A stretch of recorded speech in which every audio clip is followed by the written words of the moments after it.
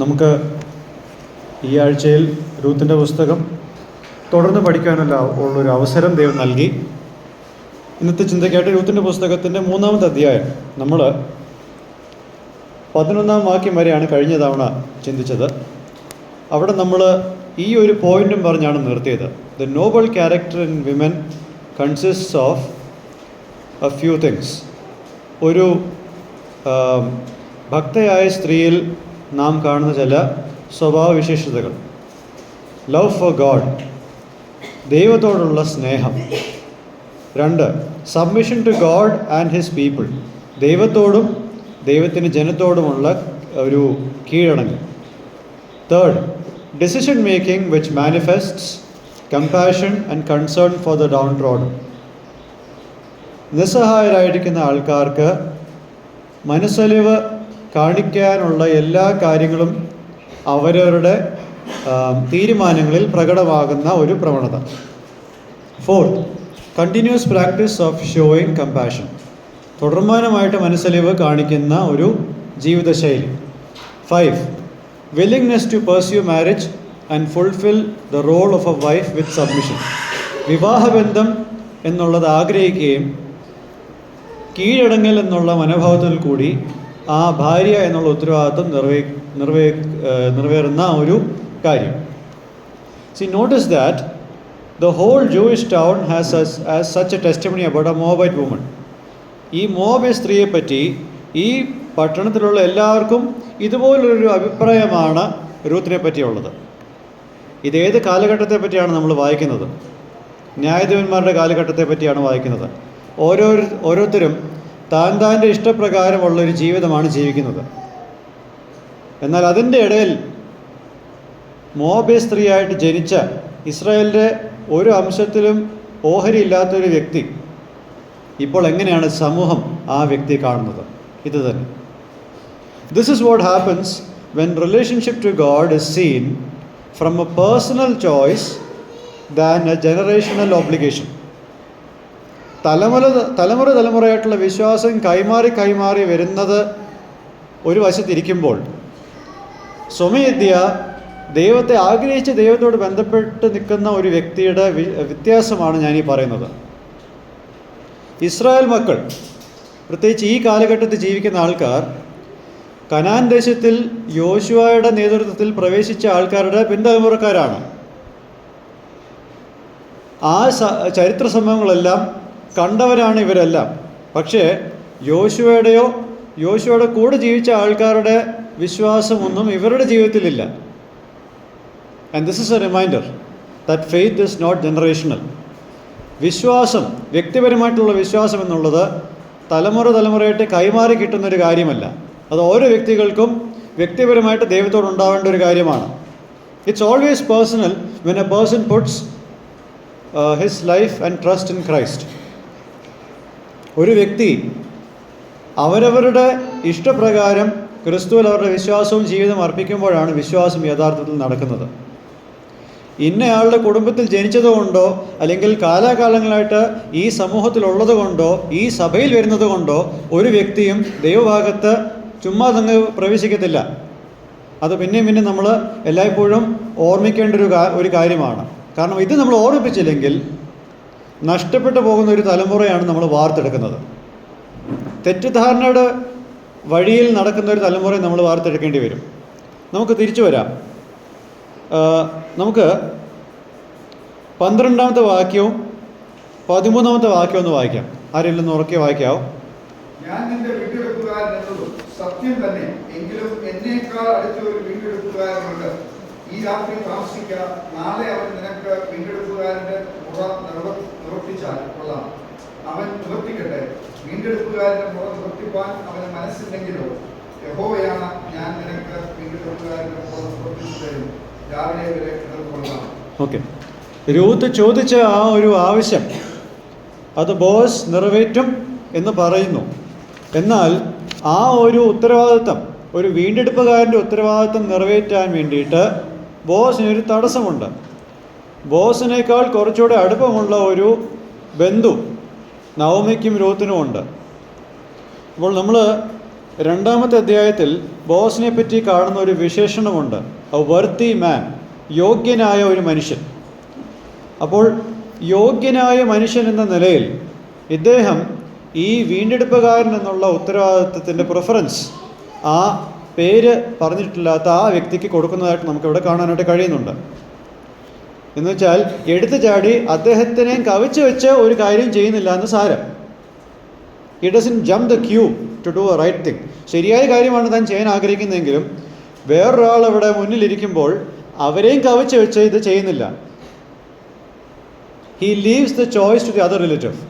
ഈ തിരഞ്ഞെടുപ്പ് അദ്ദേഹത്തിന് വിട്ടുകൊടുത്തിട്ട് അദ്ദേഹം തയ്യാറല്ലെങ്കിൽ ഇത് ചെയ്യാം. What Boaz does here is something that we as Christians must do given a chance to fulfill a responsibility that we are called to do.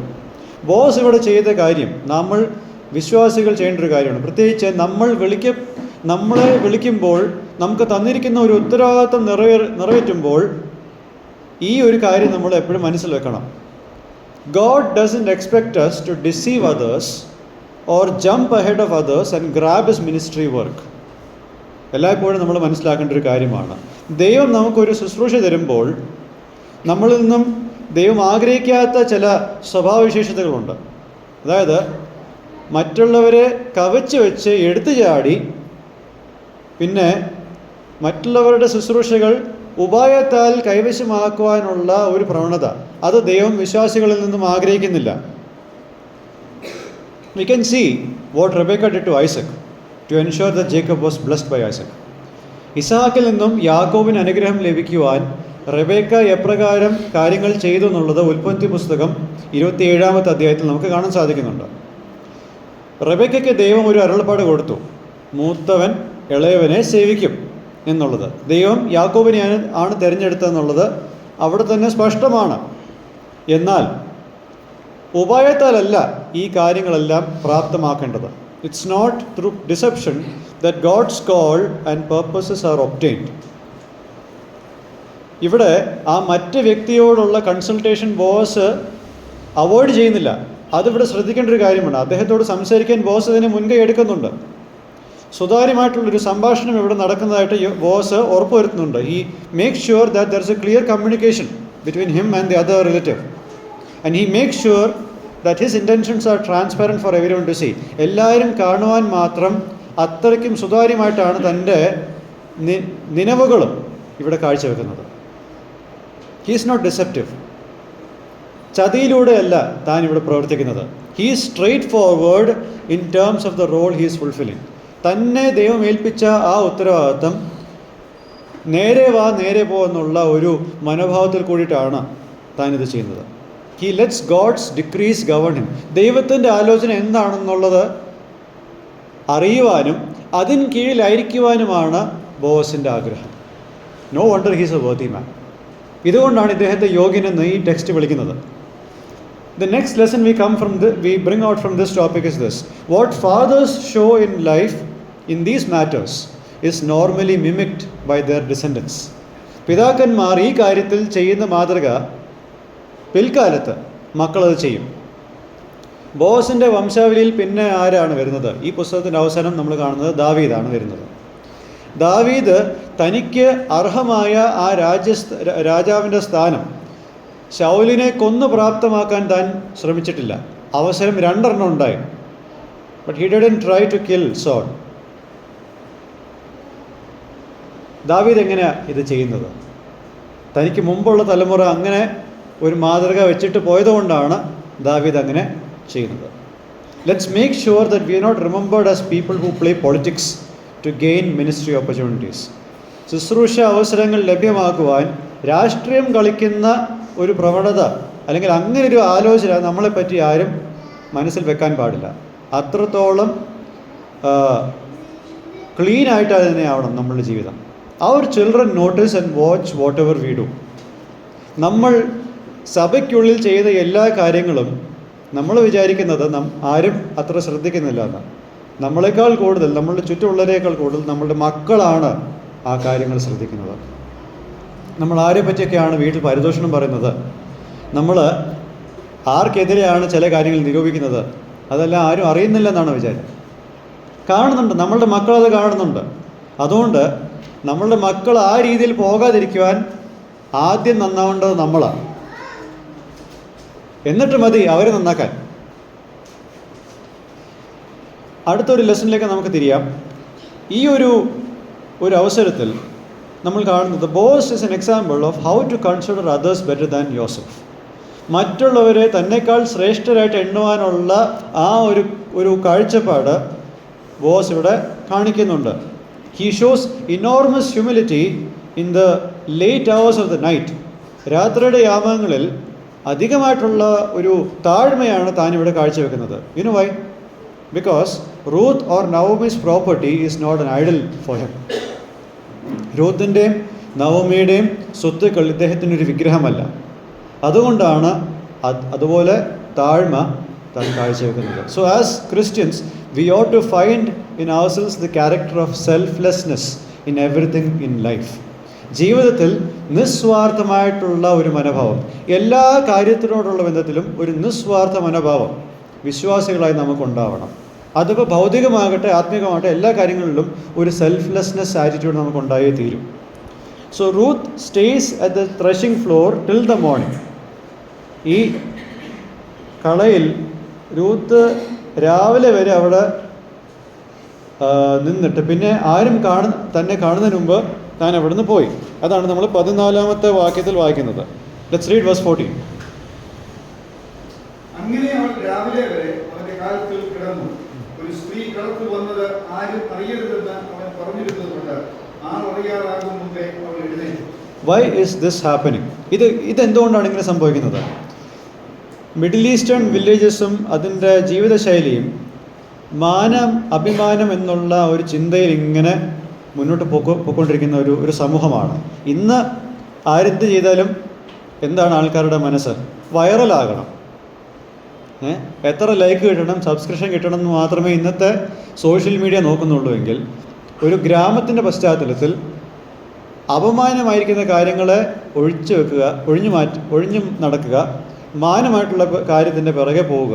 Avoid what is dishonourable, go behind things that are honorable. That's the mentality of the places there. Okay? അപ്പോൾ ബോസിന് തൻ്റെ സാക്ഷ്യത്തെ ത്യജിച്ചുകൊണ്ട് ഇവിടെ ഒന്നും ചെയ്യണ്ട. Boss doesn't want to jeopardize his testimony or standing, and he wants to maintain Ruth's testimony also as a woman of strong character. തൻ്റെ സാക്ഷ്യവും രൂത്തിൻ്റെ സാക്ഷ്യവും സുരക്ഷിതമായി ഇരിക്കുവാനാണ് താനിത് പറഞ്ഞത്. So he makes sure that there is no instance that would make any misunderstanding before others. മറ്റുള്ളവരുടെ മനസ്സിൽ ബോസിനെ പറ്റിയും രൂത്തിനെ പറ്റിയും ഒരു തെറ്റിദ്ധാരണ ഉണ്ടാവാതിരിക്കാൻ വേണ്ടിയിട്ടാണ് താനിവിടെ കാര്യങ്ങളെല്ലാം ചെയ്യുന്നത്. It's true that we need not be men pleasers, but we can use something that God has given us, common sense. മനുഷ്യരെ പ്രസാദിപ്പിക്കേണ്ട ഒരു കാര്യം നമുക്കില്ല, പക്ഷേ ദൈവം നമുക്ക് തന്നിരിക്കുന്ന സാമാന്യബോധം നമുക്ക് ഉപയോഗിക്കാം പല കാര്യങ്ങൾക്കും. പ്രത്യേകിച്ച് when we are with a person of an opposite gender, ഒരു പുരുഷൻ ഒരു സ്ത്രീയുടെ കൂടെ ആയിരിക്കുന്ന ഒരു അവസ്ഥ, അങ്ങനെ ഉണ്ടാകുമ്പോൾ there has to be a lot of caution exercised for the sake of our testimonies. നമ്മളുടെ സാക്ഷി നിമിത്തം ഈ കാര്യങ്ങളിൽ ഒരുപാട് സൂക്ഷ്മതകൾ നമുക്കുണ്ടാവണം. Especially when men and women talk, boys and girls talk. An innocent companionship or friendship between a boy and a girl, which is private, would not be seen in a positive way. സ്വകാര്യമായിട്ട് ഒരു ആണും പെണ്ണും ഇന്നസെൻ്റായിട്ട് സംസാരിക്കുകയും സൗഹൃദം പുലർത്തുകയും ചെയ്യുമ്പോൾ ആ സ്വകാര്യത എല്ലാവരും അത് നല്ല രീതിയിൽ ഉൾക്കൊള്ളണമെന്നില്ല. See, it has a great chance of being given a wrong connotation. ഒരു തെറ്റിദ്ധാരണയ്ക്ക് അത് വഴിയൊരുക്കും എന്നുള്ളത് ഒരു സത്യം തന്നെയാണ്. Because there is a privacy, an unhealthy privacy in the relationship. ആ ബന്ധത്തിൽ അനാരോഗ്യപരമായിട്ടുള്ളൊരു സ്വകാര്യത അതിനകത്ത് ഉണ്ട് എന്നുള്ളത് കൊണ്ട് തെറ്റിദ്ധാരണകൾ അത് വന്നിരിക്കും. See, there is nothing wrong in talking to people of the opposite gender. ഈ ആണും പെണ്ണും തമ്മിൽ സംസാരിക്കുന്നതിൽ ഒരു തെറ്റില്ല. പക്ഷേ നമ്മളുടെ ചുറ്റുമുള്ള സാഹചര്യങ്ങളെ മനസ്സിലാക്കി സാമാന്യ ബോധം നമ്മൾ ഉപയോഗിച്ച് നമ്മളുടെ മനസാക്ഷിക്ക് ശുദ്ധത ഉണ്ടാക്കുക, ഉറപ്പുവരുത്തുക എന്നുള്ളത് നമ്മളുടെ ഉത്തരവാദിത്തമാണ്. നമ്മളുടെ വാക്കിലും ചിന്തയിലും പ്രവൃത്തിയിലും നമ്മളിൽ ഒരു കുറ്റവും കാണരുത് എന്ന നിലയിൽ നമ്മൾ നമ്മളെ തന്നെ സൂക്ഷിക്കണം. പ്രൈവറ്റ് കോൺവെർസേഷൻസ് ഒഴിവാക്കി എല്ലാവരുടെയും മുമ്പിൽ വെച്ച് സംസാരിക്കാം. there are things to take notice while doing this. ഇത് ചെയ്യുമ്പോൾ ചിന്തിക്കേണ്ട 3 കാര്യങ്ങൾ ഞാൻ പറയാം. Tendency to involve in conversations that are secretive. രഹസ്യ സ്വഭാവമുള്ള സംഭാഷണങ്ങളിൽ ഏർപ്പെടുന്ന ഒരു പ്രവണത, അത് ഒഴിവാക്കണം. Second, tendency to maintain close physical proximity in conversations. വളരെ അടുത്ത് നിന്ന് സംസാരിക്കുന്ന ഒരു പ്രവണത. 3, ഫ്രീക്വൻസി ഇൻ കോൺവെർസേഷൻസ്. അതായത് സംഭാഷണങ്ങൾ ഇടവിടാതെ തുടർമാനമായിട്ട് നടക്കുന്ന ഒരു പ്രവണത. We must ask, is it deliberate or is it done only when it is necessary? അത് മനഃപൂർവ്വമായിട്ട് പിന്നെ സംസാരിക്കുന്നതാണോ അതോ സാഹചര്യം അങ്ങനെ ആക്കുന്നതാണോ എന്നുള്ളത് നമ്മൾ ചോദിക്കേണ്ട ഒരു കാര്യമാണ്. So do everything to make sure that we are not maligned when it comes to interpersonal relationships. ഇതുപോലുള്ള ബന്ധങ്ങളിൽ നമ്മളുടെ സാക്ഷ്യം നഷ്ടപ്പെടാതിരിക്കുവാൻ നമ്മൾ ചെയ്യേണ്ടതെല്ലാം ചെയ്തേ മതിയാവും. ഓക്കെ, നമുക്കിനി 15, 16, 17, 18 വാക്യങ്ങളൊന്ന് വായിക്കാം. നീ ധരിച്ചിരിക്കുന്ന പുതപ്പ് കൊണ്ട് പിടിക്കാം എന്ന് അവൻ പറഞ്ഞു. അവൾ പിടിച്ചപ്പോൾ അവൻ 6 ഇടങ്ങഴി ജലം അതിൽ അളന്നു കൊടുത്തു. അവൾ പട്ടണത്തിലേക്ക് പോയി. അവൾ അമ്മാവിയുടെ അടുക്കൽ വന്നപ്പോൾ, നിന്റെ കാര്യം എന്തായി മകളെ എന്ന് അവൻ ചോദിച്ചു. അയാൾ തനിക്ക് ചെയ്തൊക്കെയും അറിയിച്ചു. അമ്മായിയമ്മയുടെ അടുക്കൽ വെറും കൈയായി പോകരുത് എന്ന് അവൻ എന്നോട് പറഞ്ഞത് ഈ 6 ഇടങ്ങഴി യഹോവ എനിക്ക് തന്നു എന്ന് അവൾ പറഞ്ഞു. അതിനവൾ, എൻ്റെ മകളെ, ഈ കാര്യം എന്താകുമെന്ന് അറിയുമ്പോൾ നീ അനങ്ങാതിരിക്കുക. ഇന്ന് ഈ കാര്യം തീർക്കും വരെ അയാൾ സ്വസ്ഥമായിരിക്കില്ല എന്ന് പറഞ്ഞു. ഓക്കെ, അപ്പോൾ ഈ ഭാഗത്ത് 6 ഇടങ്ങഴി യവം ആണ് ബോസ് കൊടുക്കുന്നത് നവമിക്ക് കൊടുക്കാൻ വേണ്ടിയിട്ട്. അപ്പോൾ ഇംഗ്ലീഷിൽ ചില ട്രാൻസ്ലേഷൻസിൽ 6 എഫാസ് എന്നുള്ളൊരു അണ്ടർസ്റ്റാൻഡിങ് ഉണ്ടായാൽ അതിൻ്റെ ഈക്വലൻ്റ് 80 കിലോ യവമാണ്, 80 കിലോസ്. അത് സ്വാഭാവികമായിട്ടൊരു സ്ത്രീക്ക് അത്രയും എടുത്തു പൊക്കാൻ സാധിക്കത്തില്ല. അതുകൊണ്ട് എഫാസ് എന്നുള്ള ഒരു വെയിറ്റ് അല്ല. ഇനി 6 ഒമേഴ്സ് എന്നുള്ള ഒരു വെയിറ്റ് ആണെങ്കിൽ അതും വളരെ കുറവാണ്, കാരണം അത് 8 കിലോ ഉള്ളൂ. കാരണം രൂത്ത് ഒരു ദിവസം കളക്ട് ചെയ്തതിനേക്കാൾ കുറവുള്ള ഒരു അളവാണത്. അപ്പോൾ ഇവിടെ നമ്മൾ ഹെൽത്തി ആയിട്ട് അസ്യൂം ചെയ്യുന്ന ഒരു യൂണിറ്റ് 25 കിലോ യവമാണ് ഇവിടെ കൊടുത്തത്.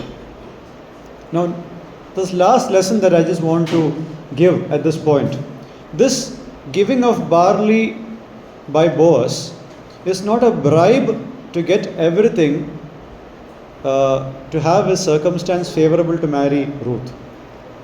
ഇവിടെ ഈ 25 കിലോ യവം കൊടുക്കുമ്പോൾ രൂത്തിനെ കല്യാണം കഴിക്കാനുള്ള അനുകൂല സാഹചര്യങ്ങൾ ഉണ്ടാക്കാനുള്ള ഒരു കൈക്കൂലിയായിട്ടല്ല നമ്മളിതിനെ കാണേണ്ടത്. He still doesn't know how the other relative would react. ആ മറ്റൊരാളുണ്ടല്ലോ, ഒരു ചർച്ചക്കാരനുണ്ട്, അദ്ദേഹം ഈ ഒരു കാര്യത്തോട് എങ്ങനെ പ്രതികരിക്കുമെന്നുള്ളത് എങ്ങനെയാണെന്നുള്ളത് പോലും ബോസിന് അറിയത്തില്ല. അദ്ദേഹം ഈ വീണ്ടെടുപ്പുകാരൻ്റെ ഒരു ഉത്തരവാദിത്തം ചെയ്യുമോ ഇല്ലയോ എന്നുള്ളത് ബോസിന് അവ്യക്തമാണ്. Yet in his selflessness he would continue providing and practicing true godliness and religion. ഇതുവരെ, അതായത് കഴിഞ്ഞ 2 മാസമായിട്ട് കൊടുത്തുകൊണ്ടിരിക്കുകയാണ്. ഇപ്പോഴും നിസ്വാർത്ഥമായിട്ട് താനിത് കൊടുത്തുകൊണ്ടിരിക്കുകയാണ്. തൻ്റെ യഥാർത്ഥ ഭക്തിയും തൻ്റെ മതവും താനിവിടെ പ്രകടമാക്കിക്കൊണ്ടിരിക്കുകയാണ്. See, even if he does not get anything back, he would continue to show compassion. ഇവിടെ ഈ ബന്ധം ഉണ്ടാവുമോ ഇല്ലയോ എന്ന് പോലും ഉറപ്പില്ല എന്നുള്ളൊരു സ്ഥലമായിരിക്കെ തന്നെ ഇദ്ദേഹം പിന്നെയും കൊടുത്തുകൊണ്ടിരിക്കുകയാണ്. So the application here for all of us is, sometimes our acts of compassion is more or less motivated by what we will get from the person we are helping. ശരിയല്ലേ? പലപ്പോഴും അതാണ് നമ്മളുടെ മനസ്സിലെ ഒരു ചിന്ത. നമ്മളുടെ മനസ്സിലെ ക്രിയകൾ പലപ്പോഴും ഏറെക്കുറെ അതിൻ്റെ ഒരു വികാരം അല്ലെങ്കിൽ തേജവികാരം എന്നുള്ളത് നമ്മൾ ആരെയാണ് സഹായിക്കുന്നത് ആ വ്യക്തിയിൽ നിന്ന് നമുക്ക് തിരിച്ചെന്ത് കിട്ടും എന്നുള്ളത് മനസ്സിൽ വെച്ചാണ് നമ്മൾ സഹായിക്കുന്നത്. പിന്നെ ആൾ നമ്മളിന്ന് സഹായിച്ചു, അല്ലെങ്കിൽ ഒരു അവസരം കൊടുത്തു. നാളെ എനിക്കിങ്ങോട്ടെന്ത് തിരിച്ച് കിട്ടുമെന്നുള്ള രീതിയിലാണ് നമ്മളുടെ ചിന്ത. But as Bible believing Christians, such an attitude is very unbecoming of us, as this is the way the world thinks. എനിക്ക് പ്രയോജനമുള്ള ഒരാളെ മാത്രമേ ഞാൻ സഹായിക്കുള്ളൂ എന്നുണ്ടെങ്കിൽ അത് സഹായമല്ല, അത് ബിസിനസ്സാണ്. It's a kind for kind business. ഇങ്ങനെയാണ് നമ്മൾ മറ്റുള്ളവർക്ക് സഹായം ചെയ്യുന്നതെങ്കിൽ അത് ദൈവം അതിനെ സഹായമായിട്ട് കാണുന്നില്ല, അതൊരു സൽപ്രവൃത്തിയായിട്ട് ദൈവം കാണുന്നില്ല. See, even if there is no profit to us, we as Christians must make sure to be sincere in our efforts of compassion. നമ്മൾ ചെയ്യുന്ന ഒരു സൽപ്രവൃത്തിക്ക് നമ്മൾക്കൊരു ലാഭമില്ല എന്ന ഒരു വസ്തുത ഇരിക്കെ തന്നെ ക്രിസ്ത്യാനികളെന്ന് നമ്മളെ തന്നെ വിളിക്കുന്നതെങ്കിൽ നമ്മൾക്ക് എന്താ ഉത്തരവാദിത്തം? നമ്മൾ ചെയ്യുന്ന എല്ലാ മനസ്സലിവിൻ്റെ ക്രിയകളിലും നമുക്ക് ആത്മാർത്ഥത ഉണ്ടാവണം. And that sincerity is what we see in Boaz, and that sincerity is what should be there in us. And 3 verse 18, ഇന്ന് തന്നെ ഇതിനൊരു തീർപ്പ് ഉണ്ടാകും. ആ തീർപ്പാണ് നമ്മൾ ഇനി അടുത്ത മാസം ദൈവം വെച്ചാൽ 4-ാമത്തെ അധ്യായത്തിൽ കാണാൻ പോകുന്നത്. കുറച്ച് സമയം കൊണ്ട് ഒരുപാട് കാര്യങ്ങൾ നമ്മൾ ചിന്തിച്ചു. ദൈവം നമ്മളെല്ലാവരെയും തുടർന്നും സഹായിക്കട്ടെ എന്ന് ആഗ്രഹിക്കുകയും പ്രാർത്ഥിക്കുകയും ചെയ്തുകൊണ്ട് ഞാൻ എൻ്റെ വാക്കുകളിൽ നിന്നും വിരമിക്കുന്നു. ദൈവനാമം മഹത്വപ്പെടുമാറാകട്ടെ.